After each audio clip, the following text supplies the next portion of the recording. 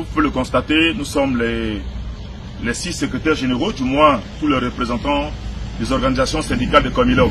Ils sont 6 groupes de syndicats dans une même entreprise. On dirait des partis politiques à la conquête du pouvoir d'État. Nous sommes dans l'entreprise Comilog, à Mwanda, dans la province du Haut-Ogooué au Gabon. Cette entreprise parapublique au Gabon abrite à elle seule 6 groupes de syndicats différents.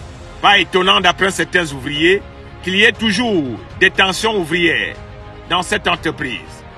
Quand un groupe lâche prise, l'autre engage directement les hostilités. Et comme nous confie certains en offre, pauvre ADG Bartolo, à ce rythme, il va attraper une dépression syndicale. Et il pourrait bien être le premier homme à souffrir d'une telle maladie, tellement la pression sur ses épaules est sans cesse croissante par les employés.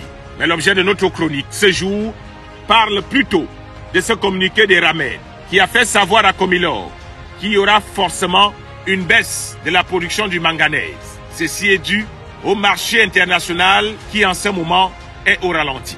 Et Ramed fait savoir que la conséquence des volumes de vente des minéraux du manganèse de haute teneur du groupe fortement contraint sera donc invité à diminuer pour le moment la production du minerai et de la mine de Mwanda.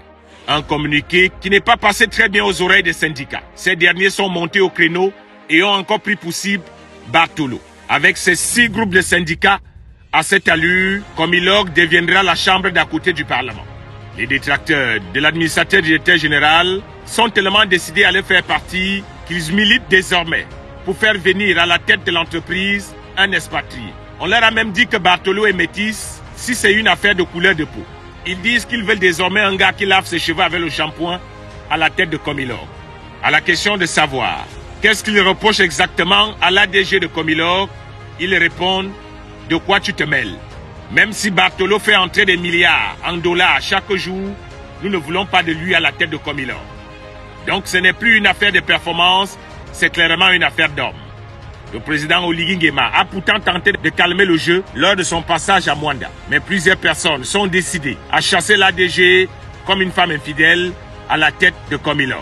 Pourtant, certains employés témoignent en offre que l'administrateur directeur général Bartolo a pourtant modernisé beaucoup de services de Comilog et qu'il est aujourd'hui un modèle de management. Tous ces éloges ne suffisent visiblement pas pour ceux qui veulent qu'on le débarque à ce poste. À ce rythme, si on doit écouter tout ce que les gens veulent, les entreprises parapubliques du Gabon n'auront plus les fils du pays à leur tête parce que visiblement, les détracteurs de l'ADG préfèrent un expatrié qu'un fils du pays. Abimté pour le moment.